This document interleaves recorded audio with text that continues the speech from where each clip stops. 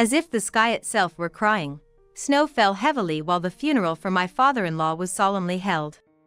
The funeral went on as planned, leaving my feelings behind, and ended without any issues. Oh, but I'm finally freed from caregiving. Honestly, I felt a weight lifted off my shoulders, and just when I felt the tension snap, I was suddenly grabbed by the wrist and dragged outside by my husband. Ouch! What are you doing? We're gonna live just the two of us from now on.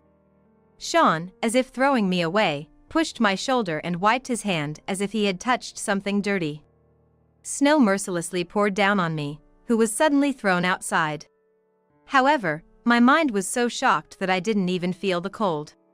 Confused and dumbstruck, I saw Miranda, who had followed Sean, glaring at me. We don't need a mom, just go away.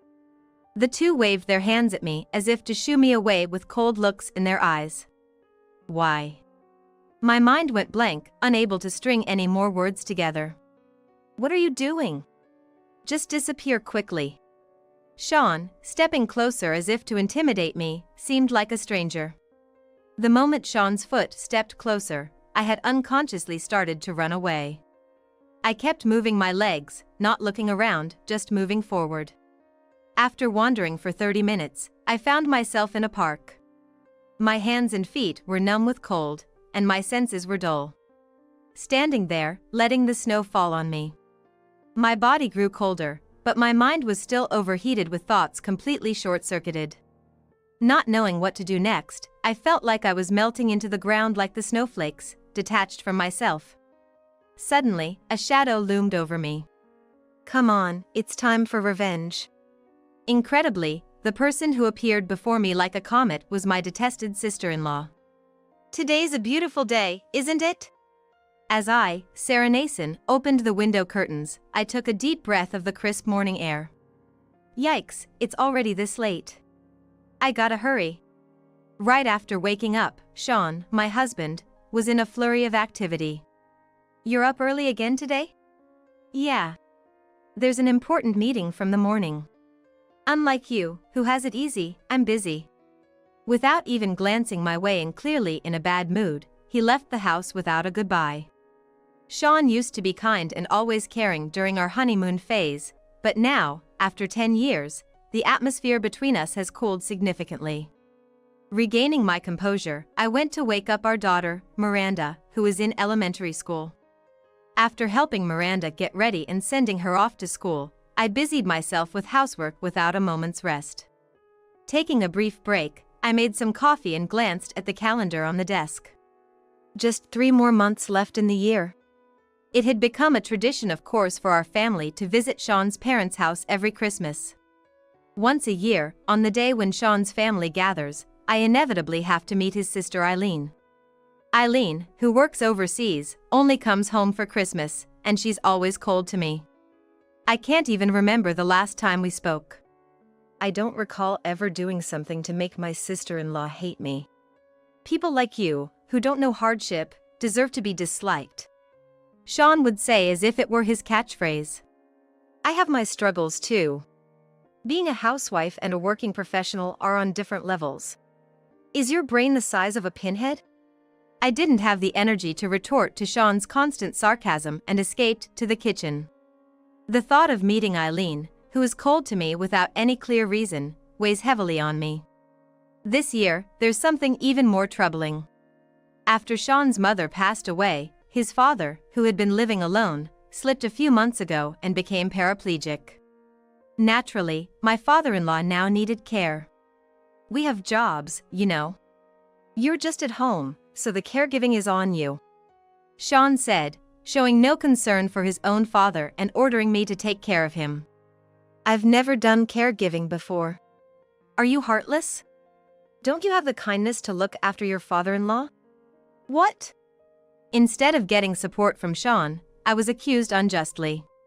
I'm the one breaking my back to support our life, so you should experience some hardship too.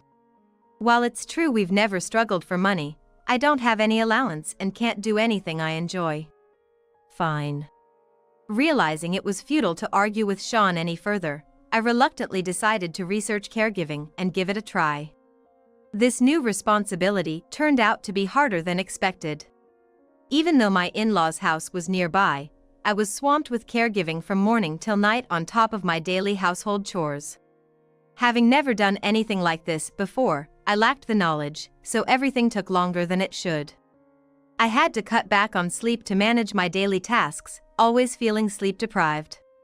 Furthermore, assisting my physically larger father-in-law was physically draining, and soon my back began to suffer. Naturally, I had less and less time for Miranda, and on the rare occasions we did see each other, she wouldn't even greet me. I never had a moment to rest, either physically or emotionally. Suppressing my feelings, my stress levels kept rising. My attention scattered, I felt unsteady, only able to focus on getting through each day. I was at my limit and feared I might collapse along with my father-in-law.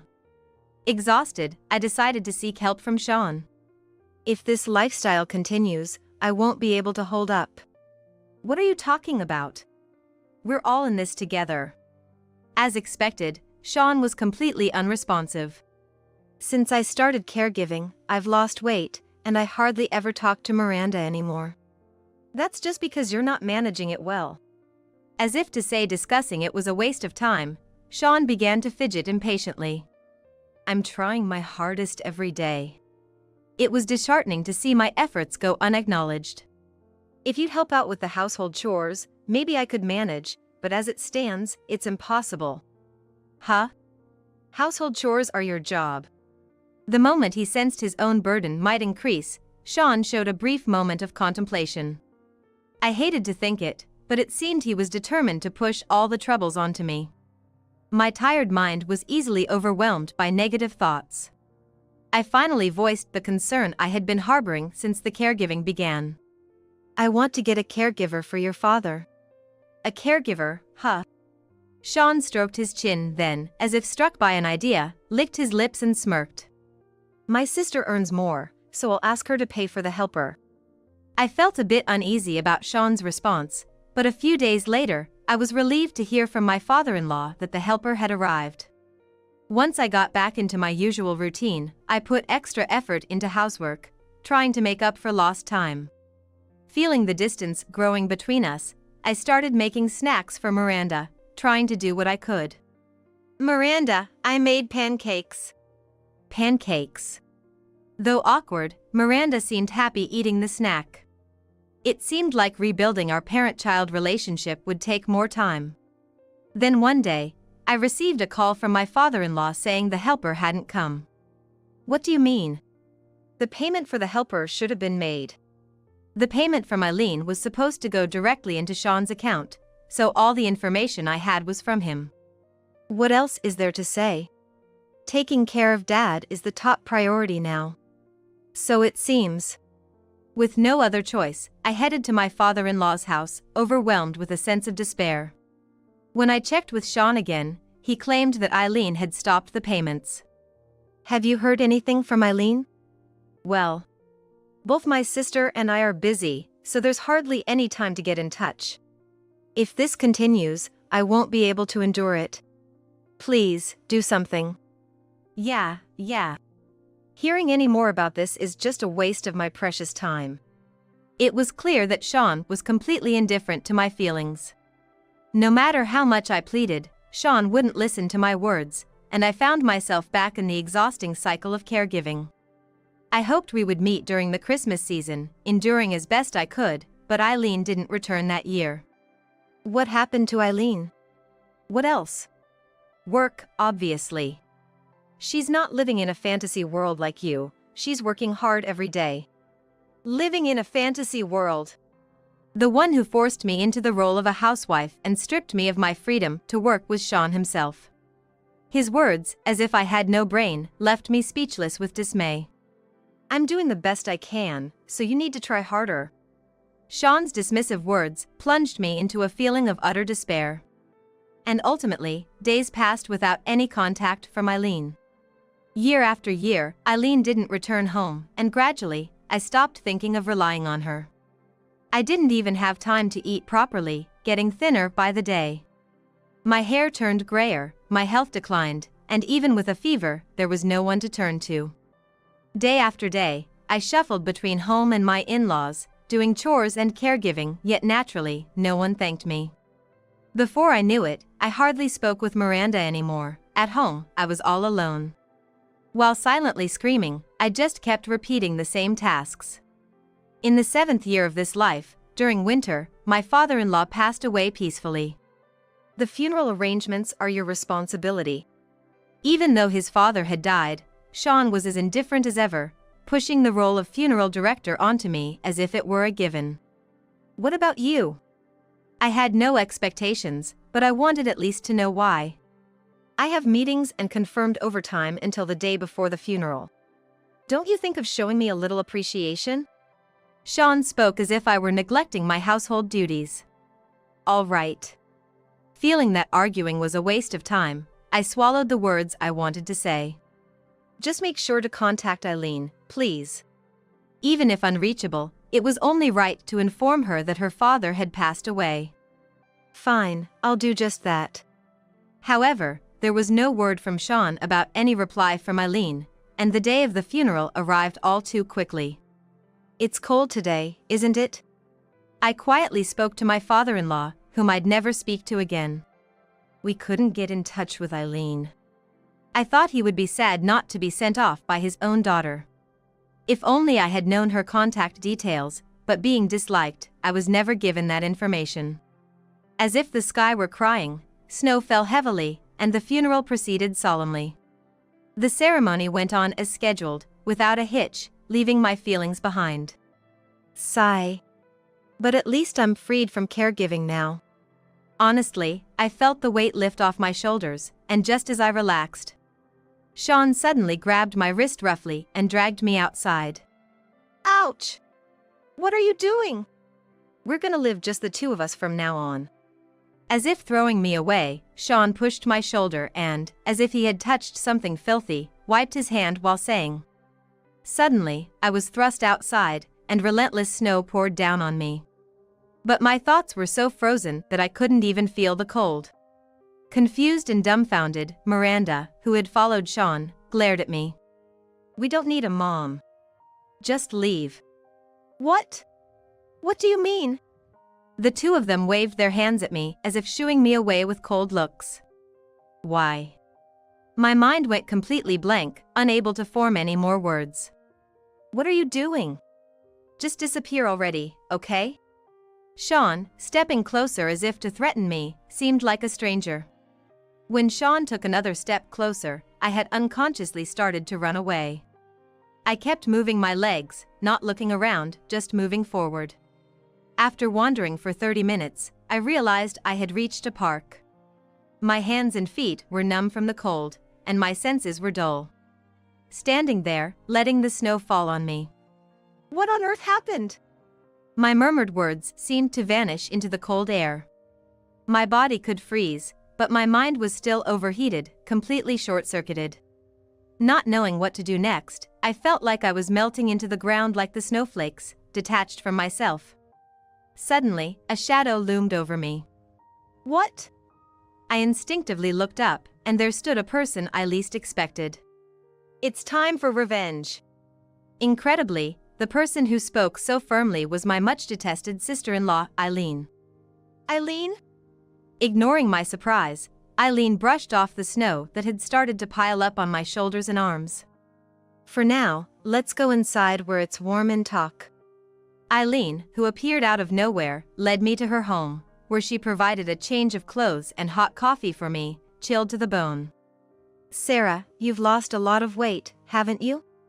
In stark contrast to me, worn out from caregiving, Eileen looked almost the same as the last time I saw her. Right. I've been so caught up with housework and caregiving that I haven't had a proper meal in ages. Sipping the warm coffee Eileen made, I felt the warmth slowly spreading from my stomach. It seems you've been quite busy, Eileen. I couldn't help but inquire, a bit probing. I was busy, but I did contact Sean, you know? She showed me her smartphone's message history, which indicated that she had been in touch with Sean. Though it was not frequently, but regularly. However, none of the things I wanted her to know were in the messages, and the situation with Eileen that Sean had described to me was entirely different. Also, I have been transferring the necessary funds for the caregiving, Eileen firmly stated, offering to show me her bank statement. If you find it hard to believe, I can show you. I trust you, Eileen. It must be my husband who lied. Reflecting on it, while I was overwhelmed with caregiving, Sean was always flaunting expensive designer items. You believe in me, then?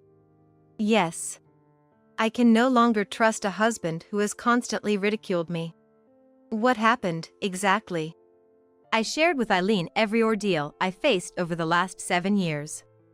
Sean said we couldn't reach you and that you wouldn't help with the caregiving. He dumped all the housework on me and criticized everything he didn't like. That's terrible. Sarah, you've endured so much on your own. Eileen gently clasped my thin hands in hers. It seems I had misunderstood you, Sarah. With a sigh, Eileen looked remorseful. It appeared that Sean had been telling Eileen that I disliked her.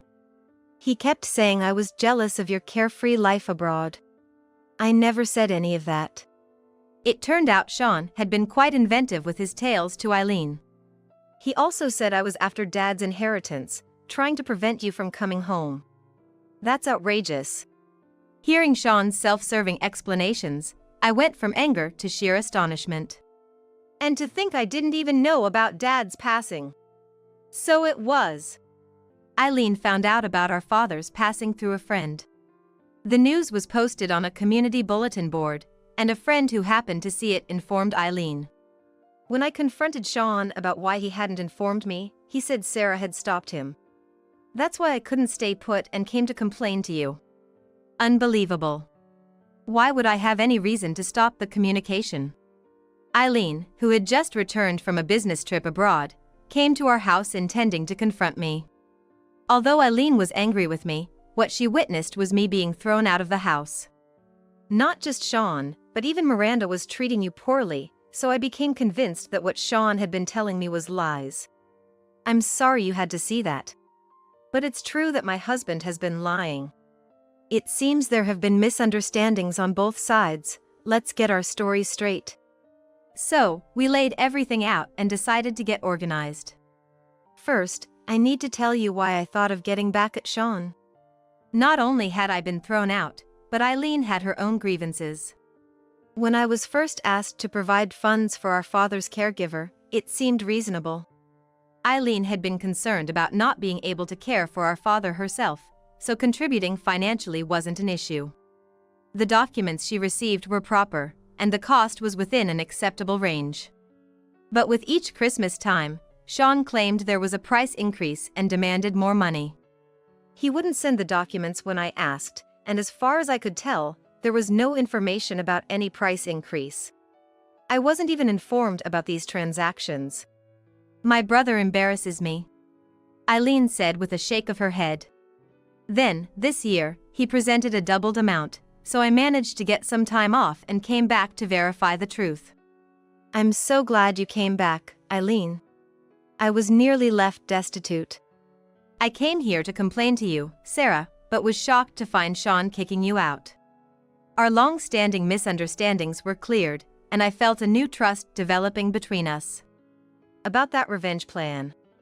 Thanks to her communication skills honed during her time abroad, Eileen had a wide network. Among them, she will introduce me to a lawyer who is particularly skilled in dealing with marital issues. We compiled the amounts Sean had claimed for the caregiver and the actual amounts transferred, highlighting the discrepancy. With this much evidence, we should be able to get a substantial amount in damages, Eileen said, looking over the gathered documents with satisfaction. It would be even better if we had clear evidence of his affair. Eileen, you're amazing. I once aspired to be a lawyer, so, albeit a bit macabre, I'm kind of excited. Eileen winked with a mischievous grin. Then, a few days later, events unfolded as if scripted. Mom, help me! Out of the blue, I received a call from Miranda, who was staying with Eileen, and those were the first words she said. But you said you didn't need me. What happened? I couldn't forget the shocking words from my daughter and asked her, half in disbelief. I'm really sorry about that time. Miranda apologized through her tears. What had changed in my daughter's heart?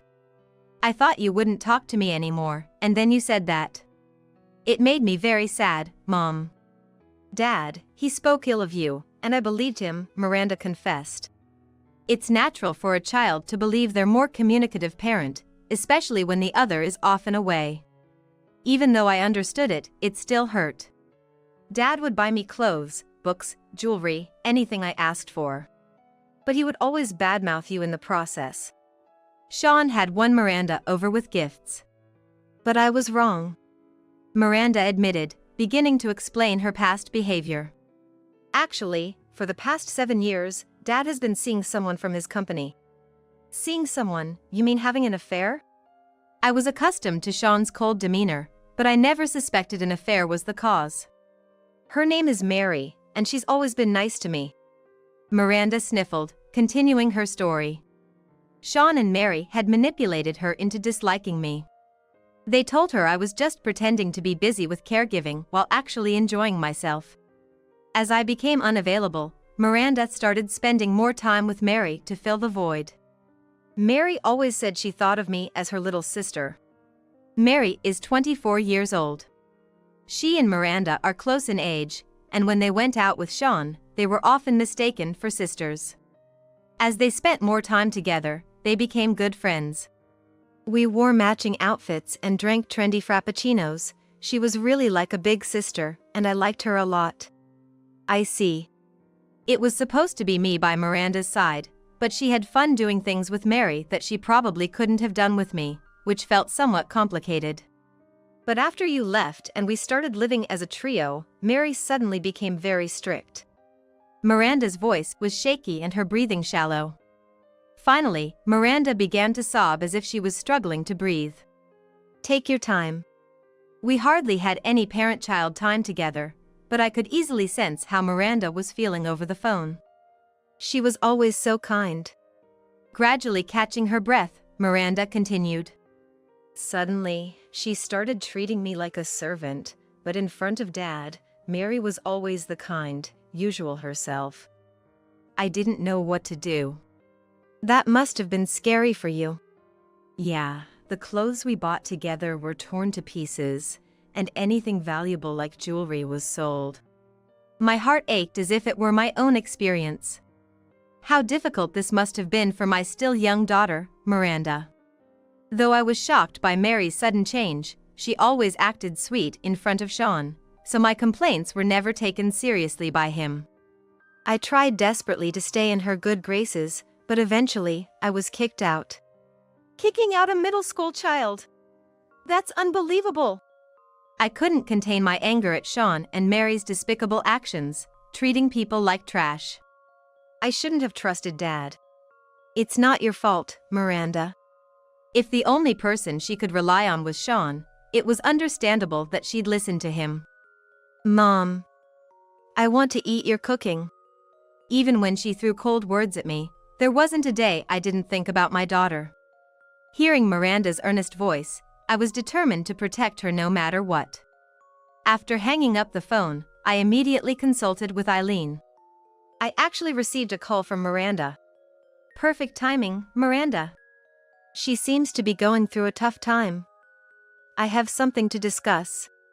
As I relayed Miranda's situation to Eileen, her expression turned stern. No matter if he's my brother, this is unacceptable. Let's bring Miranda here. Sean and his partner need to face consequences. I immediately called Miranda over, and we had our first reunion in weeks. Miranda, I'm so relieved you're safe. Overwhelmed with emotion, I pulled Miranda into a tight embrace. She was tense at first, but gradually relaxed in my arms. Mom, I was actually planning to settle things with Sean with Eileen's help. I explained the situation to Miranda, who eagerly agreed to cooperate, showing us photos and evidence of their outings. Sean seems to be enjoying himself quite a bit in these pictures. The photos showed Sean smiling broadly at a famous theme park, Mary munching on food, and the two of them looking cozy together. I've never been there with you. Before the caregiving for my father-in-law started, I had wanted to take Miranda there, but Sean always claimed to be busy with work. However, there are hardly any pictures of you, Miranda. I was always the cameraman. The few where I'm included were probably taken to showcase a happy family, Miranda explained. To what extent do they plan to mock you? It was unbearable to see Sean and Mary treating not just me but also Miranda like this, trying to be happy at our expense. I'm cutting ties with Sean. Eileen. Let's break this cycle of negativity here and live our final years happily, Eileen proposed. Yes. With that, I hired a lawyer Eileen recommended and filed for divorce and compensation from Sean. A few days later, the lawyer informed us that the divorce and compensation agreement had been successfully reached. According to the lawyer, Sean was initially reluctant to pay the compensation. But once the discrepancy between the transferred funds and the actual caregiver costs Eileen had prepared in advance was recognized as evidence, Sean had no choice but to pay the agreed alimony. Additionally, it was determined that Sean and Mary had been abusive towards Miranda, and they were ordered to pay child support for her. This finally stabilizes our life. I sighed in relief, feeling like my heart had finally found some peace. Mom, thank you so much. I only did what any parent should. I replied while stroking Miranda's head, determined to shower her with all the love I could give from now on. The next day, while sorting out my father-in-law's house, we stumbled upon his will. Oh, my father-in-law left this. I carefully opened the envelope, gazing at his frail handwriting. It stated that he left everything beyond the compulsory portion of his estate to me, acknowledging the dedicated support I provided him. My father-in-law. Holding the will to my chest, I felt a warm glow in my heart. Later, I learned from the lawyer that Sean inherited a small sum, but Mary, who had high expectations for the inheritance, was disappointed and left Sean.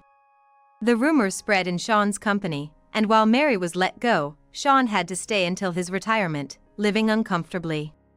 Thanks to the inheritance left by my father-in-law, I had some financial breathing room, and Miranda and I began a new life in a new home. Additionally, I started a home-based job introduced by Eileen. And with more time available, Miranda's and my relationship quickly improved. How about going to San Francisco with Eileen? San Francisco. I want to go. It turns out Miranda won tickets to her favorite artist's concert there. Eileen got us 3 tickets. That's amazing. Yay! Watching Miranda jump for joy, I felt genuinely happy. Hee, we're going to have so much fun. Yes. I was grateful for the newfound peace and vowed to cherish every moment moving forward.